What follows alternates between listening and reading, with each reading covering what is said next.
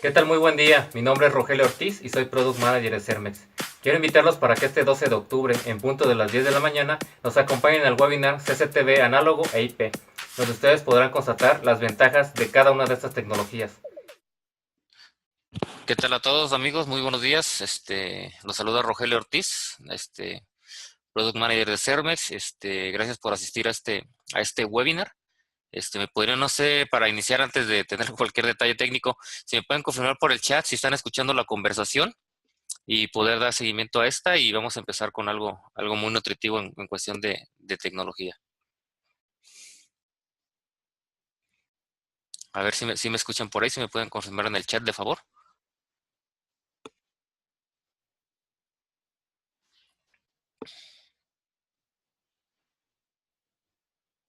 Bien, ya por ahí confirmó Ben 8. Muchas gracias por la confirmación. A ver, alguien más por ahí. Tenemos por ahí a José Velázquez. Muy buenos días. A ver, José, si me puedes confirmar si me escuchas.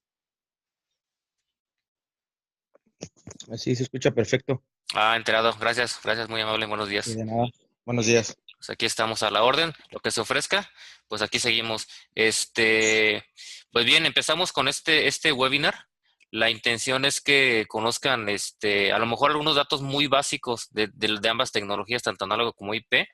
Vamos a tocar un poco lo que es de dónde provienen las tecnologías, cuáles han sido un poco sus antecedentes, sobre todo en la parte del análogo, ¿no? Que es el primer sistema que surgió, y en base a eso, pues ya nos vamos, adentrando un poquito más en el tema. Este, la parte de los temas que vamos a manejar en esta parte son estos 4 temas que seleccioné. La operación de los sistemas, para conocer efectivamente cuál es la forma en que trabajan los sistemas y en un determinado momento analizar qué intervención podemos hacer en un sistema, cómo podemos diseñar nuestro sistema, qué alcances vamos a tener con nuestros sistemas, qué limitantes vamos a tener con nuestros sistemas, ¿no? El segundo tema que vamos a tocar es la parte de infraestructura, los tipos de infraestructura de la red. Esto es, los medios de comunicación de todos los elementos que integran nuestra red de CCTV, tanto en la parte análoga como en la parte IP, para igualmente también valorar qué es lo que podemos aprovechar de ella, ¿no? El tema 3 que vamos a tocar en este webinar es la parte de las resoluciones de video. Tener un comparativo de cómo podemos manipular o cuál es el resultado que nos va a dar un video al momento de obtener una grabación y hasta dónde vamos a poder analizarlo, estudiarlo, y esa parte va a ser una aplicación un poco breve, pero muy concisa. Y al final, una parte de interconexión, la manera en que pueden convivir ambos sistemas, tanto el análogo como el IP, bajo qué medios, qué elementos pueden llegar a convivir en una misma red. Bien, entonces comenzamos con la primera diapositiva. A ver aquí. Aquí está. Bueno, el objetivo de los sistemas de CTV, igual CCTV, no como sus siglas, algunos ya lo conocemos en la mayoría, es un circuito cerrado de televisión. Sí, el objetivo pues es obtener una evidencia gráfica de algún hecho o suceso para poder analizarla con posterioridad. Aquí vale la pena comentar que a lo mejor en los principios de la CCTV en la parte análoga pues no había grabadores, o los grabadores estaban muy limitados, ¿no? Ahorita vamos a platicar de eso. Entonces se veía el video a través de una cámara remota, pero no se tiene un respaldo de la grabación. Entonces vamos a ver, ¿sí? La operación, vamos a ver la parte, los sistemas análogos, iniciaron bueno, el CCTV empezó en ese circuito cerrado de televisión porque de un inicio todos los elementos convivían en una misma interconexión. Esto es, en la parte central del CCTV era lo que es el DVR. En el DVR se interconectaban las cámaras y se interconectaba el monitor de visualización. Estos sistemas pues estaban limitados por la parte por los números de canales que pudiera tener el DVR, ¿sí? En un momento inicial, los DVRs trabajaban con sistemas de cintas tipo VHS. Esas cintas VHS hacían una grabación de tiempo lapsado, que se les conocía. Hacían una multiplexión de todas las cámaras, grababan no sé, un 50, 500 milisegundos de una cámara, brincaban a la siguiente, brincaban a la siguiente. Era un sistema un poquito, pues muy deficiente, porque nos limitaba a que cuando queríamos ver la grabación, teníamos que parar la grabación actual de las cámaras y empezar a visualizar la misma, porque no eran grabadores muy comunes. Entonces, pues así había esa limitante, ¿no? Una parte muy importante que hay que entender de la parte de los sistemas análogos es de que la comunicación de las cámaras hacia el DVR es una conexión hardware a hardware. Ahorita vamos a ver la parte de los IPs, cómo funcionan. Esto es, la cámara obtiene una imagen, esta imagen la transmite a través de su medio de comunicación, cable coaxial generalmente, y la recibe el grabador. El grabador, tal y como la recibe, sin un software de procesamiento o algo intermedio, directamente lo manda a su medio de almacenamiento. Por eso es una comunicación hardware a hardware. Como se obtiene la imagen, como se graba la imagen, ¿sí?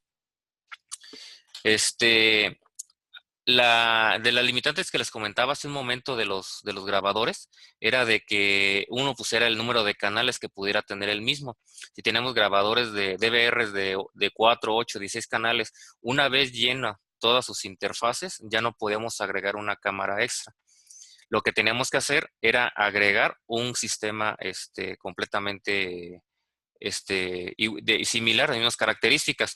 Aquí, pues, una ventaja que se podía tomar del mismo, por ejemplo, si tenemos un sistema de 4 cámaras y queríamos agregar una quinta cámara, podíamos agregarla con un nuevo grabador paralelo y podíamos hacer la división de las cámaras. Si ahora teníamos 5 cámaras, podíamos instalar o conectar 3 cámaras a un grabador y 2 cámaras al segundo grabador.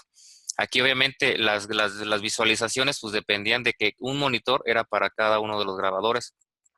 Una manera de administrar estos sistemas de visualización era que se utilizaban multiplexores de video. Son equipos análogos prácticamente de switcheo, ni siquiera eran digitales, eran de switcheo a través de relevadorcitos que conmutaban qué cámara quería ver uno directamente en el monitor. ¿Sí? En la actualidad ya los sistemas, ya los DVRs actuales ya tienen alguna interfaz, perdón, una interfaz RJ45. Como ya la parte de la tarjeta central del DVR ya empieza a formar parte de una arquitectura a base de un CPU, ya nos permite tener un puerto de red RJ45, donde nos permite hacer la conexión del DVR a una red TCP/IP, por la cual podemos nosotros ya hacer la consulta de los videos y las grabaciones de la cámara, no tanto de la configuración del sistema, esa sigue siendo directamente en el DVR, ¿sí? Bien, en los sistemas IPs ya es prácticamente otro tipo de operaciones de los sistemas. Aquí el que se encarga de la grabación directamente es el BMS. El BMS es el Video Management System, ya es un software de administración de video que está montado sobre un servidor que conocemos como NVR, ¿sí? El NVR, pues ya prácticamente es un CPU con un sistema operativo donde se le monta el BMS y a través de él se va a administrar todo lo que es la parte de la red de cámaras dentro de nuestro CCTV, así como también las estaciones de visualización. En la parte del análogo, como les comentaba, la visualización es conectar directamente el monitor al DVR o a través de los que ya tengan RJ45 se puede hacer una consulta remota. En este caso, lo que les comentaba la vez anterior, en el DVR la comunicación entre los equipos de la red era hardware-hardware. Aquí ya la comunicación es software-software.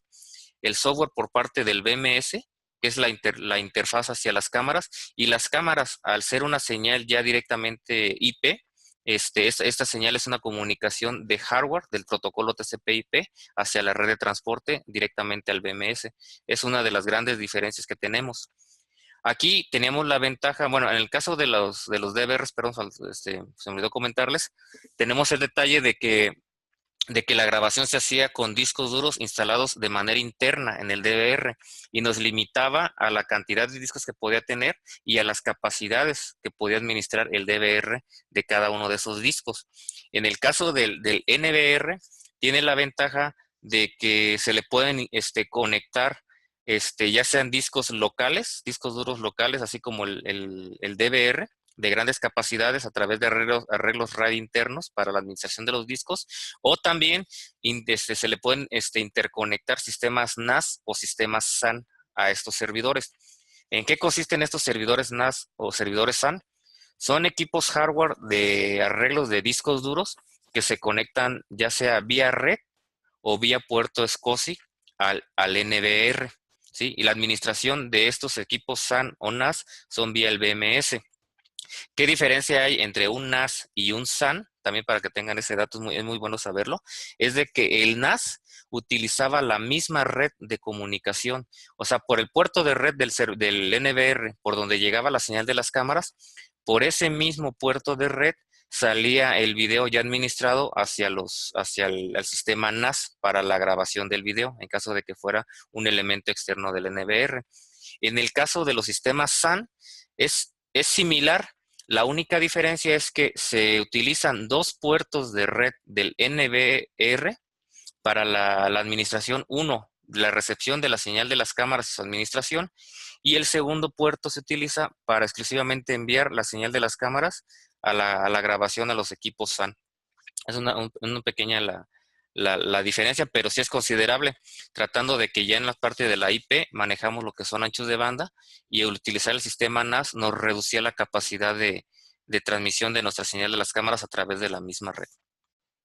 Bien, entonces así como les comentaba, aquí en los NBRs ya viene lo que es una comunicación de cámaras a sistemas de grabación, es comunicación software a software, ¿sí? Los tipos de infraestructura. En los tipos de infraestructura, bueno, en la parte de los sistemas análogos, pues siempre se ha manejado la parte de lo que es el cable coaxial. Son cables coaxiales que manejan la cámara, tanto el DVR en sus puertos de entrada manejan una impedancia de 75 ohms. Esta impedancia pues se debe de respetar en el trayecto. En el caso del par trenzado, podemos tener distancias hasta 1200 metros con transceptores activos. En este caso, las distancias se pueden incrementar a partir de 600 metros. ¿A qué se debe que con par trenzado podemos incrementar a 600 metros? A que en el transceptor los transceptores convertimos la impedancia de 75 ohms a par trenzado, que son 120 ohms. Esto obviamente nos implica que a mayor resistencia, menor corriente, a menor corriente, menor caída de tensión en la comunicación. Esto si lo unamos a que tenemos unos transceptores activos que se van a estar que van a tener su fuente de alimentación, nos, nos va a estar incrementando la distancia de estos equipos. Puede llegar inclusive a equipos que manejan hasta 1600 metros, ¿no? Pero así lo más estándar, pues estamos hablando de 1200 metros, ¿sí? Unas desventajas que tenemos con estos medios de comunicación en la infraestructura de video análogo es de que la imagen se degrada. No podemos, al momento de ampliarla, pues es muy poca la resolución, ¿sí? La imagen, tiene muchos problemas porque al ser conexiones mecánicas, directamente, por ejemplo, el coaxial, aunque lo fijemos con su medio giro, realmente es una conexión pues física, un contacto físico entre el conector y el puerto de la cámara o del DVR. Entonces llega a presentar algún problema por ahí, ¿no? Y como manejamos anteriormente, pues también los canales de los DVRs que limitan la cantidad de cámaras que pudiéramos tener. Pero aunado de ahí, pues sí son detalles. Otra cosa también que presenta este tipo de infraestructuras es de que si las conexiones, como mencionábamos, no son realizadas correctamente, tenemos el problema de que alguna interferencia electromagnética la puede alterar, ¿no? la señal de video. No la corta en nada, pero se va a reflejar en algunas distorsiones en la imagen ya cuando la estemos visualizando nosotros en la pantalla. Bien, en la parte de tipos de infraestructura de los sistemas de IP, ahí ya contamos con una infraestructura mucho más robusta, porque no es a base de llevar una señal análoga, sino es una comunicación realmente, lo que existe entre las cámaras y el NBR, que es el que almacena el BMS. Hacer una comunicación, prácticamente la interferencia en el caso del análogo, que una señal de interferencia electromagnética la puede afectar, aquí ya es muy poco probable que la afecte, porque la frecuencia que se maneja es para la comunicación de paquetes de datos, no de una comunicación directa por un pulso, ¿sí? Aunque el limitante aquí de una cámara hasta su inmediato elemento dentro de la red TCP/IP está limitada hasta por 100 metros, esta limitante nosotros la podemos romper porque ese elemento de la red a donde llegaron con los 100 metros nuestro equipo de cámara, lo que son las cámaras, lo podemos incrementar. Esto lo logramos a través de utilizar los recursos que nos pueda presentar una red de transporte. ¿Qué recurso nos puede presentar una red de transporte? Lo que es una interconexión a través de enlaces de microonda, enlaces de fibra óptica principalmente, que nos van a dar distancias pues ya de varias decenas de kilómetros, ¿no? Inclusive hasta cientos de kilómetros, ¿sí? En el caso de microondas, por ejemplo, microondas terrestre de cerro a cerro, pues sí pueden llegar a ser hasta poco más de 100 kilómetros enlaces, ¿no? Esa parte, ¿sí? Lo que les comentaba, la conectividad entre los sistemas a través de sistemas de CCTV-IP, pues podemos utilizar lo que es el cable UTP, pues el normal, hasta 100 metros que nos puede dar, ¿sí? La fibra óptica, que nos puede dar decenas de kilómetros, los enlaces microondas, arriba de hasta poco más de 100 kilómetros, hay enlaces inclusive en microondas, que me ha tocado constatar de son hasta 120 kilómetros y con latencias de 4 hasta 5 milisegundos. La latencia me refiero es el tiempo en que tarda una comunicación en llegar de extremo a extremo, en ir y regresar. Esa latencia es muy importante porque como la comunicación en los sistemas de CCTV-IP no es un paquete de video el que viaja, sino que es un paquete de datos prácticamente, tiene que haber una comunicación. Obviamente, para que exista una comunicación, tiene que haber un mensaje de envío y un mensaje de recibido confirmando que hay la comunicación. Existen también los enlaces de última milla. Estos enlaces de última milla son para interconectar zonas aisladas donde pueda haber una conexión de red física. Se utiliza para pequeñas distancias que puedes lograr hacer hasta en el orden de 10, 20 o hasta 30 kilómetros. Hay enlaces última milla de hasta 42 kilómetros, pero en ese caso pues ya mejor se utiliza una microonda, que son equipos mucho más robustos, ¿sí? En los sistemas IPs, por ejemplo, ya partiendo de un sistema CCTV local, en algún edificio, en alguna construcción, en alguna escuela, algo, tienen la ventaja de que se pueden hacer sistemas distribuidos. Estos sistemas distribuidos se logran instalando un MDF. El MDF es el encargado de donde se encuentra instalado toda la parte central de la red. Es el Main Distributed Frame, el distribuidor principal de red. Ahí es donde están alojados lo que es los NVRs con los BM6 instalados. Ahí bajo alojado un equipo switch de red, que es donde se interconectan todos los IDFs. Los IDFs son los interconectores de datos intermedios durante toda la red. Y es donde también se conectan las estaciones de visualización. También ese mismo switch puede tener alguna conexión a una red que nos dé una conexión remota a grandes distancias, ya sea una microonda, perdón, o un enlace de fibra óptica, ¿sí? Para llevar esa misma señal de las cámaras. Aquí ya partimos de que podemos tener distribuidas las cámaras en diferentes IDFs y estos interconectados al MDF, ya sea de manera directa o en cascada. Esas conexiones nos las van a permitir de acuerdo a la infraestructura física del edificio, qué tanto nos permite hacer las interconexiones, y también para la parte de administrar el ancho de banda, ¿sí? De cada una de las cámaras tenemos que tener esa consideración. Es un dato muy preciso que se debe tener en sistemas IPs. El ancho de banda es qué capacidad tenemos de transmitir por estos medios de comunicación. La ventaja en la actualidad que estos sistemas ya vienen prácticamente del estándar, viene en 1 gigabit, ¿sí? Conexiones en 1 gigabit. Entonces tenemos prácticamente, si una cámara nos consume, digamos, una cámara de alta definición que nos esté consumiendo 8 megabits por segundo, si estamos hablando de 1 gigabit, estamos hablando que linealmente nos cabrían poco más de 110 cámaras, ¿no? 120 cámaras más o menos en una línea. Que claro, es un caso ya muy extremo, que igual también no es recomendable. Hay que ver la parte de la comunicación de las cámaras, si son cámaras PTZ, si son cámaras fijas, lo que conlleva, ¿no? Pero nos damos una idea de cuánta es la capacidad que nos puede dar una red IP para la implementación de una red de CCTV en un sistema IP, ¿sí? Bien, vamos a ver ahorita lo que es la parte de las resoluciones de video, una vez que ya vimos la parte de las transmisiones, cómo funcionan los equipos. Pues las resoluciones de video, obviamente, pues las más pequeñas, pues vienen siendo las partes de las señales análogas, ¿no?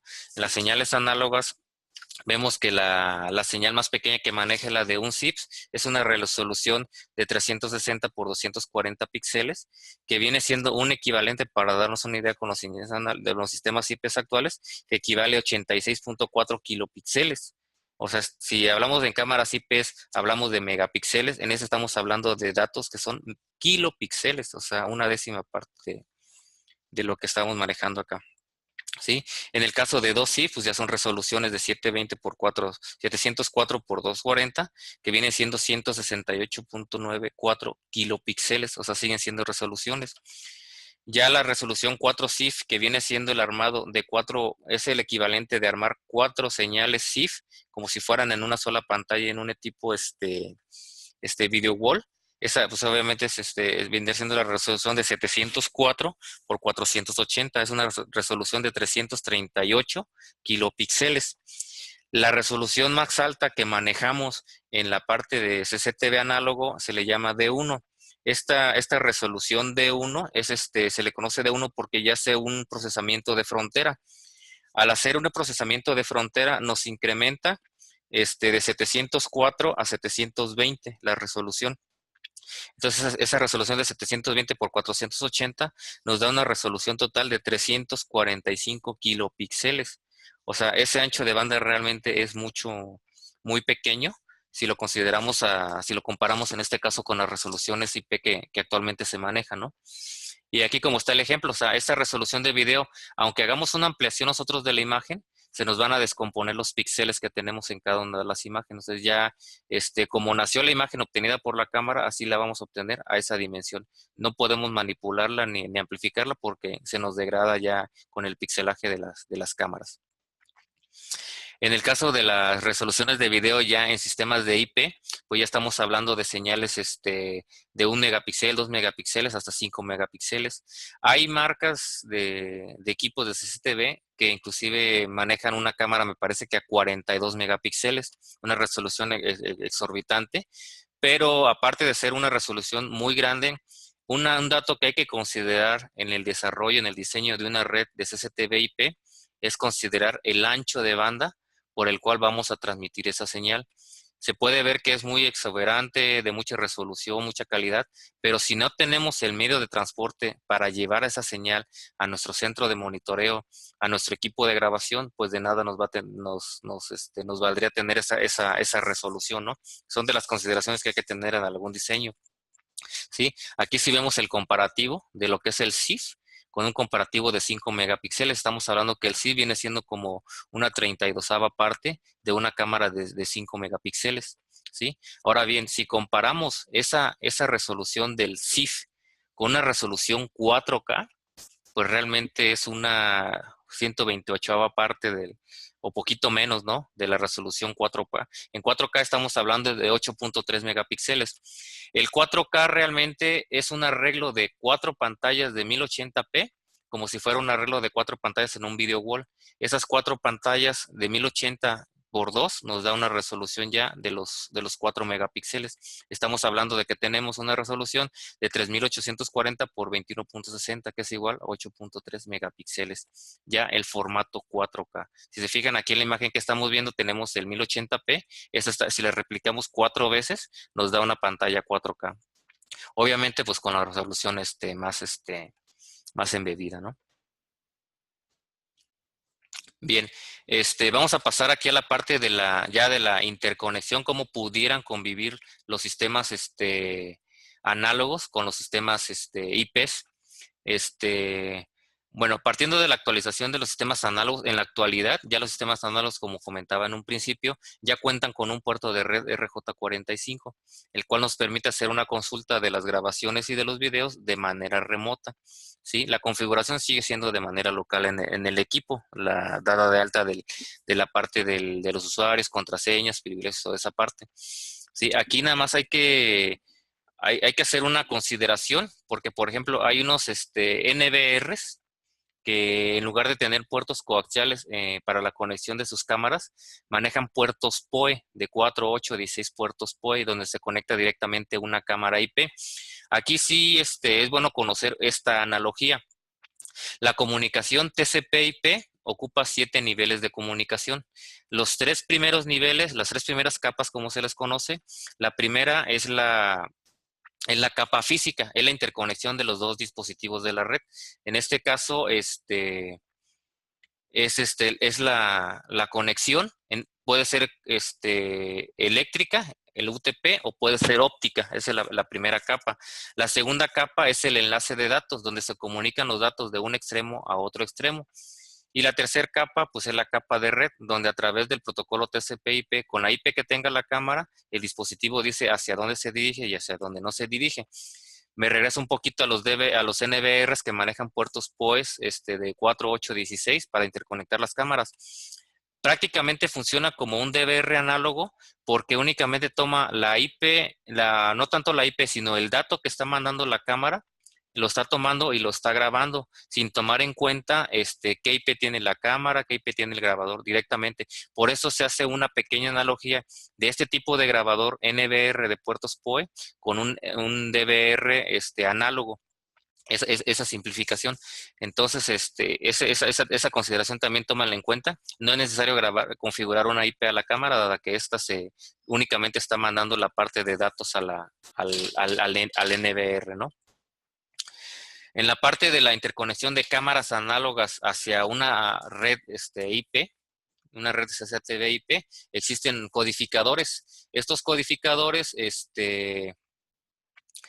hacen la conversión de la señal análoga que envían las cámaras a un protocolo TCP/IP.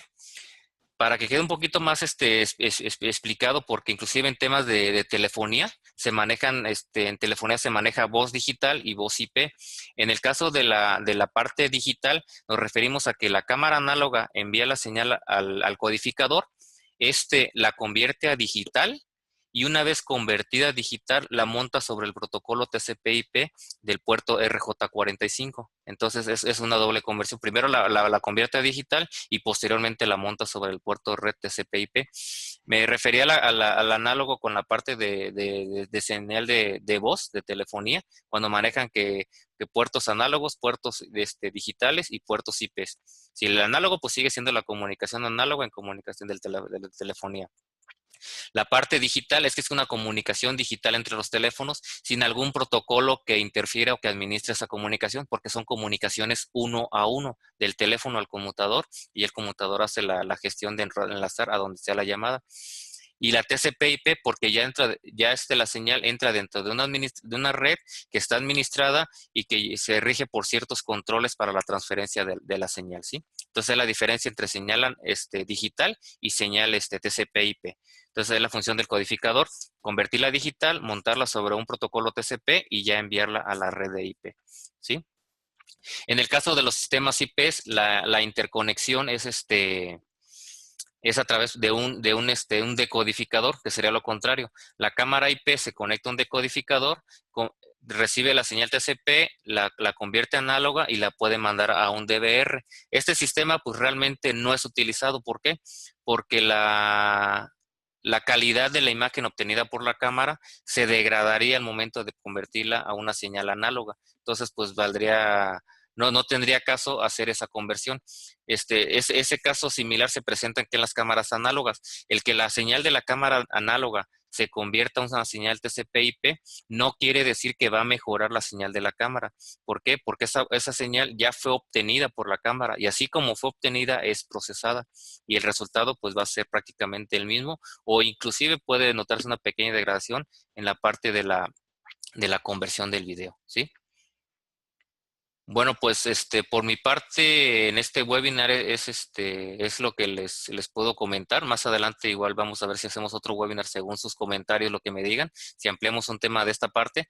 Pero sí el objetivo también aparte del CCTV era que conocieran los medios de transporte que se pueden dar para la conexión. En el caso de la red de CCTV/IP, que es la que implica mayor transmisión de imagen a mayores distancias, que igual la calidad no llegue, que no tendré el problema de que se me está pixelando la imagen, que ya se me cayó, que no me responde el PTZ. Entonces, una parte de la CCTV/IP es que hay que considerar el ancho de banda de nuestra red de datos. Por mi parte, no sé si tengan ustedes alguna duda, algo que podamos responderles, que quieran que reforcemos tantito, o algo similar al tema, igual que quieran que toquemos así de manera breve, también aquí me pueden indicar. Voy a activar los micrófonos, a ver si alguien por ahí gusta hacer alguna pregunta. ¿Están activados los micrófonos? Ok, aquí me dicen que no tiene, José Velázquez no tiene dudas. Gracias por la asistencia. Estamos para servirles. Aquí mis datos de correo ahora se los pongo. Van a estar al final de la presentación. No sé si alguien más tenga alguna duda, algún comentario que quieran hacer o algo que lo que quieran que participemos más adelante. Igual podemos generar algo. Bien, aquí me preguntan, ¿en qué porcentaje es más caro IP que análogo?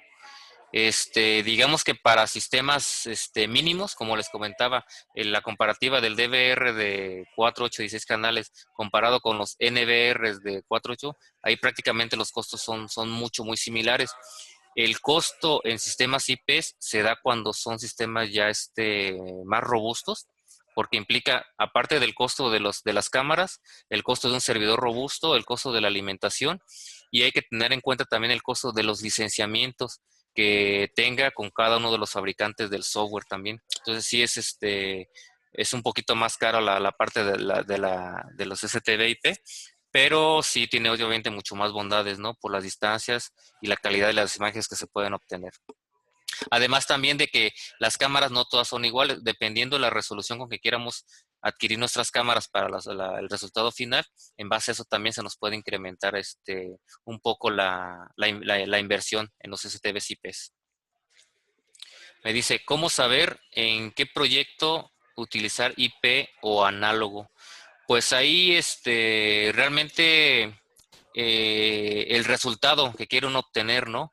A lo mejor, digamos, los STBs análogos en la actualidad se han convertido en sistemas que son para gama media baja, ¿sí? Para sistemas muy pequeños, de 4, 8, 16 canales a lo mucho, pero cuando son infraestructuras de a partir ya de 16 cámaras, lo más factible es optar por un sistema IP que sea más fiable, más robusto y sobre todo por el número de cámaras que se van a administrar, que sea más fácil su consulta, su grabación y su transmisión de la señal a otros lugares.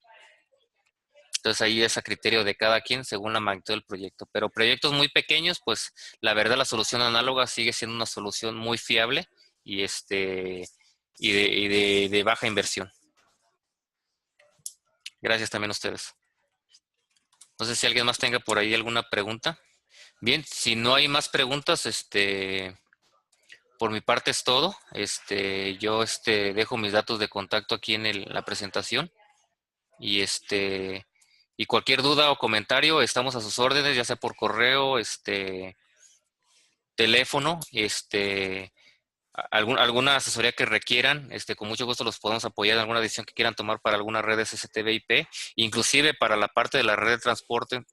También podemos asesorarlos con mucho gusto, con alguna tecnología, con algunos medios y lo que requieran estamos para servirles. Les agradezco su participación, espero que les haya sido de utilidad y interés este tema. Si en lo futuro quieren que veamos de los temas que tocamos un poquito más a fondo algo, sobre todo la parte de redes STB en particular, estoy a sus órdenes por correo, me lo hacen saber y podemos programar por ahí alguna visita. Les agradezco y estamos en comunicación. Muy buen día para todos.